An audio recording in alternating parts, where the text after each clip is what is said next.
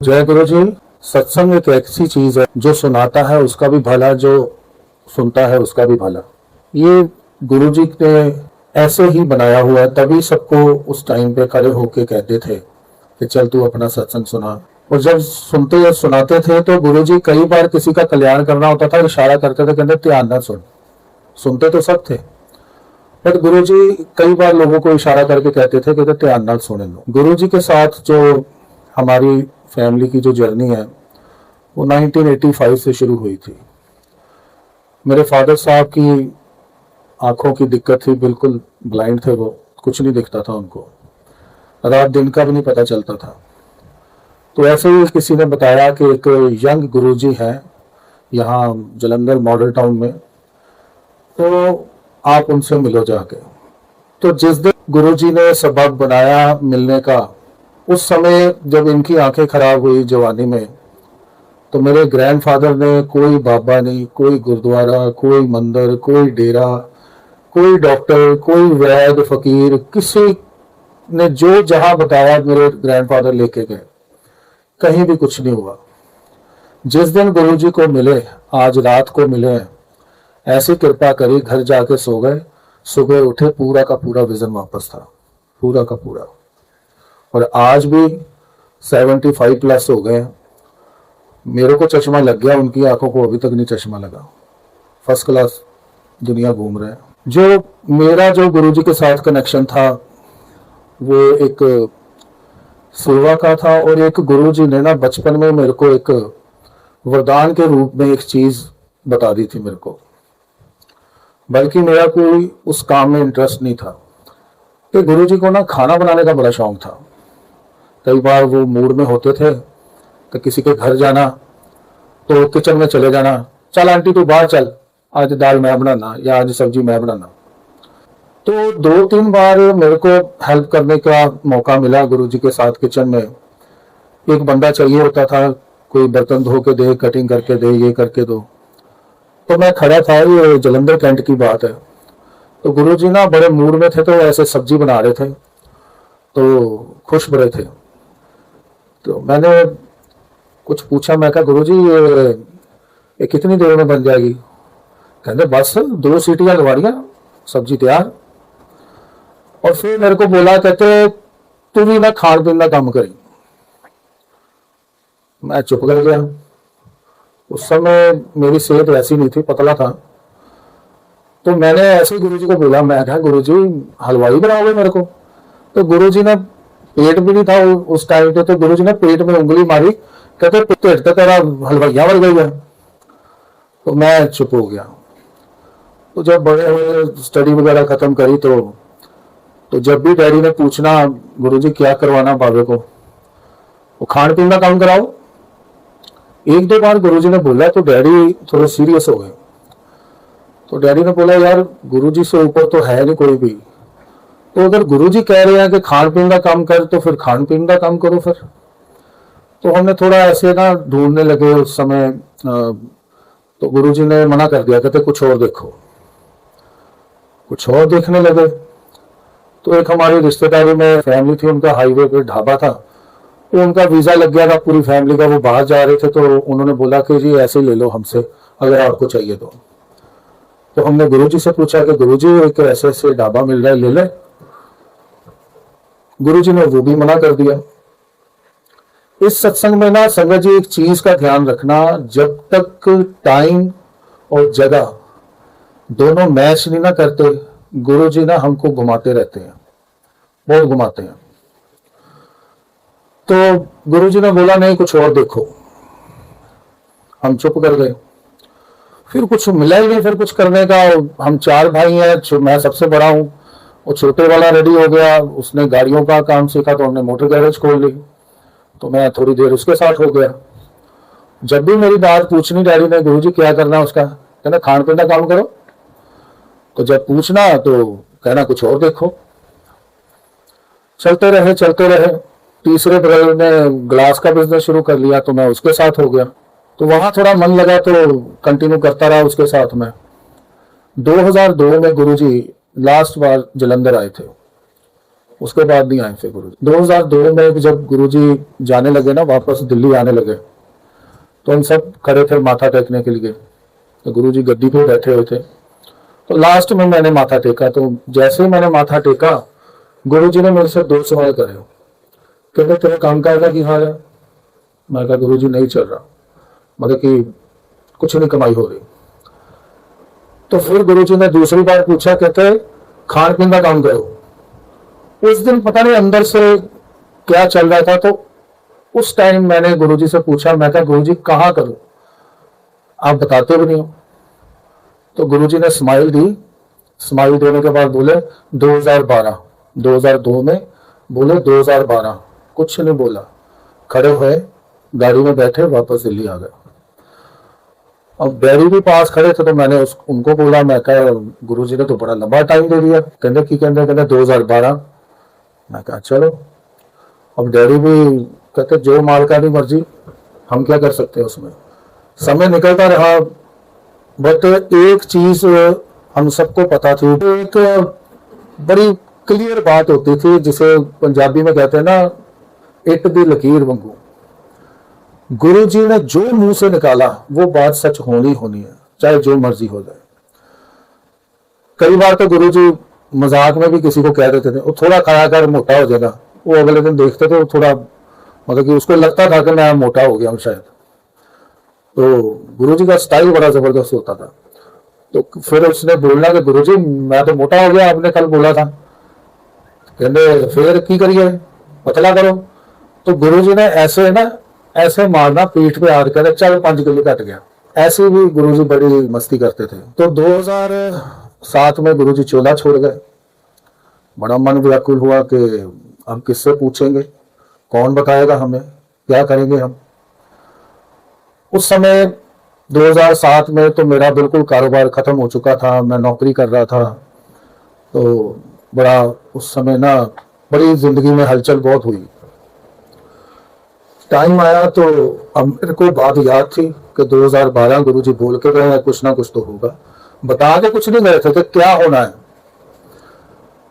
तो जब 2012 आया था, तो मेरा गुरुजी के साथ उस लेवल का कनेक्शन बन गया था कि जिसे कहते हैं ना कि फोटो देख के मैं गुरुजी से बातें करता रहता था।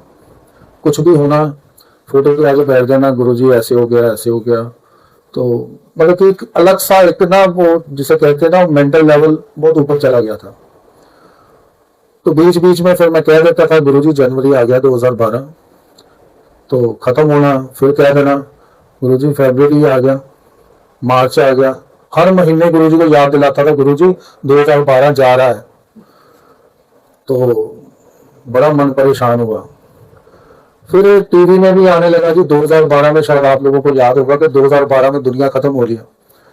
मैं तो सचमुच में सोच के बैठ गया था। मैं कहा गुरुजी भी बोल गए थे 2012 ये दुनिया ही खत्म हो रही है, कोई काम धंधा करने की जरूरत नहीं, आराम से बैठो, अब वेट करो। तो उन्होंने डेट भी दी थी 12 दिसंबर 2012। निकलता गया टाइम, 12 दिसंबर आया, दुनिया तो खत्म नहीं हुई, मैं वही का वही था। बड़ा मन परेशान, बस गुरुजी हर टाइम मेरे को उस समय गुरुजी ही नजर आते थे और गुरुजी से ही बातें करता था। मैं तो शादी भी हो गई थी, बच्चे भी हो गए थे, बिल्कुल घर पे बैठा था, तो समझ ही नहीं आ रही थी, मैं किसी से बात नहीं करता था। ऐसे मन में ख्याल आया, मैं क्या, जब गुरुजी ने चोला छोड़ा ना, तो जलंधर में संगत बहुत कम हो गई थी, लोग आते नहीं थे तकरीबन। पंजाब की संगत बस इधर उधर सब अपने घरों में बैठ गए थे, हम होते थे, 1-2 फैमिली आती थी। तो मैंने ऐसे मन में सोचा, मैं तो मम्मी डैडी दिल्ली में है, चलो इस बार न्यू ईयर ना गुरुजी के साथ दिल्ली में मनाते हैं। तो बड़े मंदिर काफी संगत उस समय आनी शुरू हो गई थी 2012 में। मैंने डैडी को फोन किया, मैं कहा डैडी ऐसे ऐसे मेरा दिल्ली आने को मन है, मैं आ जाऊं। तो नया साल ना इस बार बड़े मंदिर जाना है, कहते आ जा। तो मैंने डेट डिसाइड करी, तो मैं 23 दिसंबर को दिल्ली पहुंच गया। वो डैडी ने बताया था कि कहाँ आना है, न्यू फ्रेंड्स कॉलोनी में किसी के घर सत्संग था।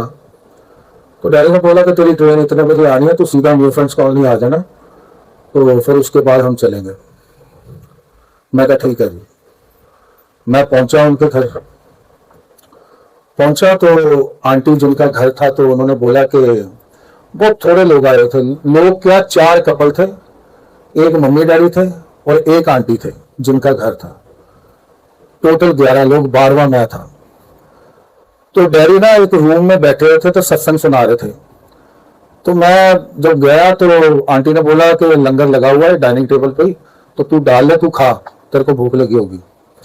तो मैंने लंगर डाला, लंगर डाल के उनके ड्राइंग रूम में बैठ गया।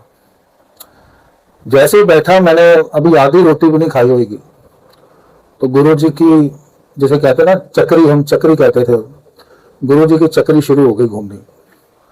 अब गुरु जी ने तो बोला था 2012 डेट थोड़ी ना बताई थी। मैं लंगर खा रहा था तो मेरे राइट साइड में आके एक आंटी बैठे जिनका घर था। गुरु जी कहते थे मेरे सामने जब बैठे होते हो ना तो अपना दिमाग मत चलाया करो, मेरी चलने दिया करो। और एक बात गुरुजी और कहते थे जब मैंने काम करना होता है ना जिसके ऊपर, फिर मैं उसका दिमाग ब्लॉक कर देता हूं, इतना ब्लॉक कर देता हूं उसको कुछ भी समझ नहीं आता कि क्या हो रहा है मेरे साथ। तो कहते तभी मैं काम कर पाऊंगा। तो जैसे ही मैंने आधी रोटी खाई और मेरा दिमाग हो गया ब्लॉक, और मेरे को कुछ नहीं समझ आ रहा था कौन क्या कर रहा है, कौन बोल रहा है। राइट साइड पे एक आंटी आके बैठे जिनका घर था, उन्होंने मेरे से 2 सवाल करे। कहते बाबू तेरे काम करदा की हाल है? मैं कहा जी ठीक है। कहते तू खान पीन का काम क्यों नहीं करता? मैं ना ऐसे उनकी तरफ देखने लग गया, लंगर छोड़ दिया। मैं कहा आंटी गुरु जी भी ना हमेशा कहते थे, मैं कभी उन्होंने बताया ही नहीं मेरे को। तो उसी टाइम आंटी ने बोला, कहते यहाँ कर दिल्ली में। कहते 18 साल तेरी मम्मी ने लंगर बनाया गुरु जी के लिए, जलंधर में थे जब। तो तुम लोगों को तो पता है कि गुरु जी किस लेवल का खाना खाते थे, कैसा खाते थे। तो जिस गुरु ने 18 साल जिसकी तेरी मम्मी के हाथ का खाना खाया है, तो तेरे को तो सबसे अच्छा पता होगा कि तू तो बड़ा अच्छा काम कर सकता है। बट उन्होंने कोई और रीजन बताया था। कहते हम कल ही किसी के सत्संग में गए थे तो पता नहीं कैसा लंगर था, कहते अंदर भी नहीं जा रहा था। तो मैं ना ऐसे ही बैठा, मैं कहा नहीं नहीं आंटी, अब दिमाग ब्लॉक हो गया, मेरे को कुछ बात समझ नहीं आ रही, क्योंकि 2002 में जो 2 सवाल गुरु जी ने करे थे मेरे को लास्ट, अब वही 2012 में रिपीट हो रहे हैं। तो मैं कहा नहीं नहीं आंटी ऐसा नहीं हो सकता, आप मेरी हालत नहीं समझते। मैं तो इतना मेरा बुरा हाल है, फिर मेरे को बताना पड़ गया कि इतना बुरा हाल है कि मैं आ तो गया हूं दिल्ली, बट मैं वापस दिल्ली से टिकट के पैसे लेके जाऊंगा। मैं कहा मैं सोच ही नहीं सकता दिल्ली में काम करूं। इतनी देर में बस इतनी बात कर रहे थे तो उधर से डैडी ने सत्संग खत्म किया, वो चारों कपल आके सामने बैठ गए, उन्होंने भी लंगर डाला, बैठे हुए थे। तो जैसे मैंने उनको बोला, मैं क्या आंटी कहाँ करूं, कैसे करूं? मैं कहा उसके लिए देखो बर्तन चाहिए, कढ़ाई चाहिए, 1-2 चीजों की और नाम लिए। मैं कहा मेरे को तो नॉलेज भी नहीं है इस चीज की, तो मैं कैसे करूं? तो सामने आके वो चारों कपल आके बैठे, उसमें से एक आंटी बोले, कहते बाबे मेरे पास ना इतने बड़े 3 भगोने हैं, पता नहीं कब के लिए रखे हैं, तू ले जा। एक आंटी बोले, कहते मैं ना 2 दिन पहले न्यू फ्रेंड्स कॉलोनी से भोगल लोग राशन लेने जाते हैं।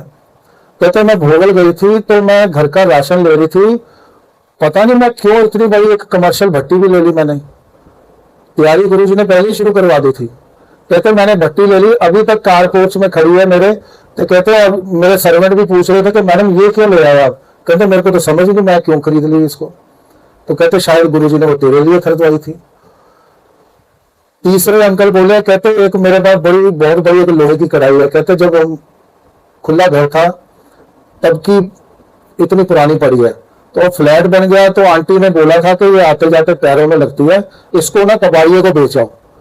तो कहते कल संडे था, मैं हाथ में डाला, मैं कहा चल तेरा ही आज काम करके आता हूँ। कहते पता नहीं मेरे को किस पावर ने रोका, कहते रुक जा। तो अंकल ने बोला कि मैं इस कढ़ाई को आज नहीं अगले संडे बेचूंगा। और जो चौथे अंकल बैठे थे वो उस समय के फूड एडवाइजर थे। गुरुजी ने सामान भी इकट्ठा कर दिया, अब नॉलेज भी चाहिए थी। तो उस समय वो हल्दीराम, हयात होटल, बड़े अच्छे अच्छे उनके पास काम थे, तो वो फूड के एडवाइजर थे वो। तो कहते मेरे पास सामान तो पड़ा नहीं, मैं तेरे को नॉलेज दे सकता हूँ, इसकी कॉपी पेन लेके आ जा सुबह मेरे पास। तो मैं इतना परेशान, मैं कहा यार मेरे साथ ये हो क्या रहा है। मैं आया न्यू ईयर मनाने, मैं कहा मेरे को ये किस चक्कर में डाल रहे हैं। तो उसी टाइम आंटी ने, जिनका घर था, फोन उठाया। डैम्बी आंटी को जानते होंगे आप। डैम्बी आंटी उस समय फ्रेंड्स कॉलोनी में थे और हर महीने सत्संग करते थे। तो उन्होंने बैम्बी आंटी को फोन किया, कहते बैम्बी इस बार का लंगर बाबा बनाएगा। बैम्बी आंटी ने भी बोला, कहते अच्छा बाबा बनाएगा, चलो ठीक है, उसको बता दो कि 200 सवा 200 संगत होती है। तो मैं इतना परेशान हो गया, मैं उठ के खड़ा होके आंटी के सामने खड़ा हो गया। अब वो कॉर्डलेस पे बात कर रहे थे तो मैं सामने खड़ा हो गया। मैं बोल रहा हूं कि बैम्बी आंटी मेरे से नहीं होगा, आप अपना काम जारी रखना। तो मैं बोल रहा हूं तो बाद में बैम्बी आंटी ने बताया, कहते बाबे गुरु जी की सौं, तेरा एक लफ्ज नहीं मेरे को सुनाई दिया। अगर वो सुन लेते तो वो कशम कशम में फंस जाते कि मैं अब बाबा लंगर बनाएगा कि वही बनाएगा जो पहले से बना रहा है। वो मेरी आवाज भी उनके तक पहुंची। तो मैं बोल बाल के बैठ गया। मम्मी आए, मम्मी कहते क्यों परेशान हो रहा है, अपने ही लोग हैं ये सारे। कहते तो कर शुरू, नहीं अच्छा होगा हाथ जोड़ के माफी मांग लेंगे और क्या होगा। मैं चुप हो गया। अब उनके घर सत्संग था 2 दिन बाद, 26 दिसंबर को। अब मैं अंकल के पास जा रहा हूँ, राजीव अंकल के पास, मतलब कि कैसे वो फूड की वो रेशो निकालनी है, क्या करना है, कैसे करते हैं, वो सीख रहा हूँ। सुबह जाके शाम को आंटी की लिस्टें बना रहा हूँ, सामान इकट्ठा कर रहा हूँ। सामान इकट्ठा करके जिस दिन वो 26 दिसंबर का दिन आया तो मैंने आंटी से पूछा, मैं कहा आंटी ये कैसे लेके जाऊं। कहते ये पीछे ना, घर के पीछे वो रेड़ा टाइप होता है ना, तो वो रेड़े खड़े होते हैं। तो कहते सड़क ही तो पार करनी तूने, तो तू रेड़ा ले आ, तो रेड़े में सामान लोड कर और ले जा।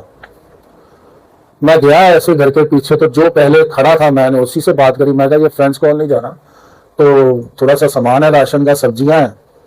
तो मैं कहा कितने पैसे लेगा। कहता 50 रुपये लूंगा। मैं कहा चल। सामान लोड किया, हम आंटी के घर पहुंच गए। पहुंचे तो उनका एक सर्वेंट आया, कहते सरदार जी मैडम कह रहे हैं कि लिफ्ट की ना सर्विस हो रही है, सत्संग जो होता है 2nd फ्लोर पे होता है, तो लंगर भी 2nd फ्लोर पे ही बनता है, तो आपको सीढ़ियों से जाना पड़ेगा। तो मैंने वो रिक्शे वाले को बोला, मैं कहा यार 10-20 फालतू ले लियो, सामान ऊपर पहुंचा दे मेरे साथ। मैं अकेला ही था, समझ ही नहीं थी, कोई कारीगर ले लूं, कुछ हेल्पर ले लूं, कुछ ले लूं। 200-250 लोगों का लंगर बनाने पहुंच गया सामान लेके, समझ ही नहीं थी कुछ भी। हम सामान ऊपर लेके गए, उनकी किचन में रखा। तो फिर मैं अब सामान देख रहा हूँ कैसे शुरुआत करूं। शाम को सत्संग है तो मैं देख रहा हूँ, तो रिक्शे वाला पीछे खड़ा, उसने बोला, कहता सरदार जी लेबर अभी आएगी। तो मेरी हंसी निकल गई। मैं कोई लेबर नहीं आएगी, मेरे को लेबर बनना पड़ेगा। तो कहते आप बनाओगे खाना सारा। मैं कहा यार तू पैसे पकड़ तू जा, वैसे ही बड़ा परेशान है। फिर मैंने सोचा, मैं कहा यार छुरी तो है नहीं, सब्जी कैसे काटूंगा। मैं कहा चलो वो इनकी किचन से ले लेता हूँ। ऐसे दिमाग में ना कशम कशम चल रही थी। तो वो रिक्शे वाला गया नहीं था अभी, पैसे लेने के बाद भी वो वही खड़ा था। कहता सरदार जी मेरे को लगता है आप फंस गए हो। मैं कहा हाँ यार मैं फंस गया आज। मैं कहा समझ नहीं आ रही कुछ, कैसे शुरुआत करूं, मैंने तो ये काम ही नहीं किया। कहता सरदार जी एक बात बताऊं आपको। मैं कहा हाँ जी आप भी बताइए। कहता मैंने ये 6 महीने हुए रिक्शा डाला है, इससे पहले मैं हलवाई का ही काम करता था। तो कहता अगर आप कहो तो मैं आपकी मदद कर देता हूँ। तो उसने रेड़े के सीट के नीचे वो कमर्शियल चाकू भी रखे हुए थे। तो कहता मैं लेके आऊं चाकू। मैं कहा जा भाग के रिया। वो पूछने लगा था दिहाड़ी। मैं कहा तू जो शाम को मांगेगा तेरे को दे दूंगा, तू जा फटाफट करके आ।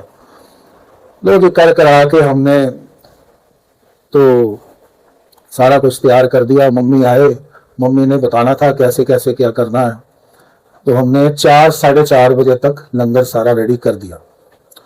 शाम को 6 बजे सत्संग था। तो 5-5:30 बजे जब वही आंटी आए उनके घर, बैम्बी आंटी के, तब गुरुजी ने मेरा वो खोला दिमाग। जैसे उन्होंने आके बोला मेरे को, जय गुरुजी बाबा बन गया लंगर। मैं कहा हाँ जी आंटी। तब उसी टाइम खुला। फिर एकदम सारा कुछ पीछे गया। मैं सोचा कि वो आंटी ने कैसे बोला था, वो 4 लोग क्यों बैठे थे, वो सारा कुछ समझ में आना शुरू हो गया। मैं कहा आंटी आपने उस दिन मेरे से 2 सवाल करे थे, तेरे काम करदा की हाल है और तू खान पीन का काम क्यों नहीं करता। वो तो आंटी उसी टाइम मुकर गई। कहते मैं ऐसे पूछ ही नहीं सकती तेरे को, क्योंकि उनको तो पंजाबी आती नहीं थी। कहते मैं पूछ ही नहीं सकती ऐसे तेरे को। फिर सारा कुछ समझ आना शुरू हो गया। 26 दिसंबर 2012 दिल्ली में ऐसी गुरुजी ने शुरुआत कराई, ऐसी शुरुआत कराई, पीछे मुड़ के नहीं अभी तक देखा। ये गुरुजी का एक कमाल का जो तरीका है ना काम करने का। गुरुजी हमेशा कहते थे, कहते काले ना पिया करो मेरे को आके, कहते तुसी आंदे हो, ਤੁਹਾਨੂੰ पता ही नहीं तुसी ਕਿਹੜੇ ਕਿੱਦਾਂ ਦੇ ਕਰਮ करके मेरे ਕੋਲ आए हो, मैं उसनों हौली हौली हौली हौली हौली हौली ਉਹਨੂੰ साफ करना, एकदम कुछ नहीं ਹੁੰਦਾ। किसी ने थोड़े कर्म किए उसकी सफाई जल्दी हो गई, किसी ने बहुत ज्यादा कर्म किए हैं उसकी सफाई में टाइम लग रहा है। तो कई बार लोग पूछते भी थे गुरुजी से, कहते गुरुजी मेरे को तो 6 साल हो गए आते, अभी तक आपने कृपा नहीं करी। वो भी कल आया तो ठीक होकर चला गया। कहते उसके कर्म में थोड़े थे, आया साफ किया कल्याण किया चल हो गया।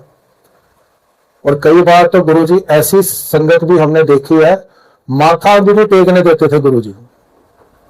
दरवाजे से आया, गद्दी पे गुरुजी बैठे हैं, बीच में रोक देना, ओ जा पहला टेस्ट करा के आ, बाहर चल।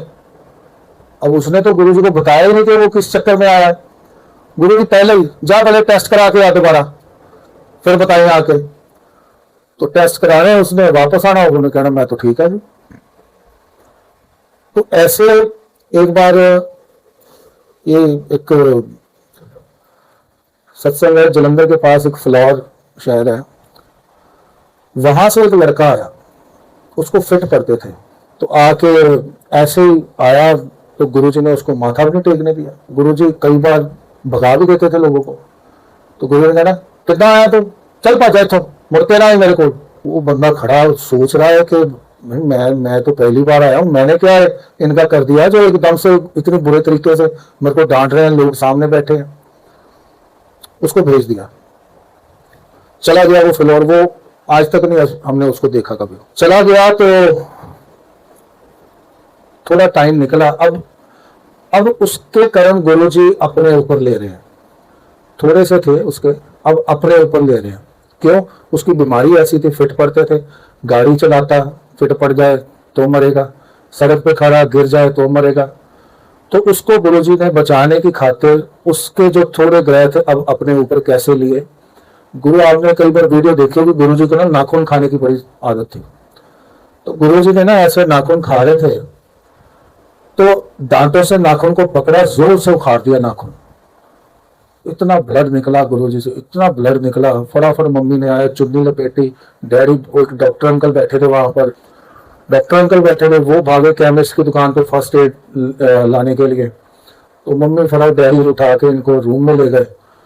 तो वो लेके आए, पट्टी पुट्टी करी, थोड़े डॉक्टर साहब थे तो वो पेन किलर भी ले आए, शायद इसकी जरूरत पड़ती।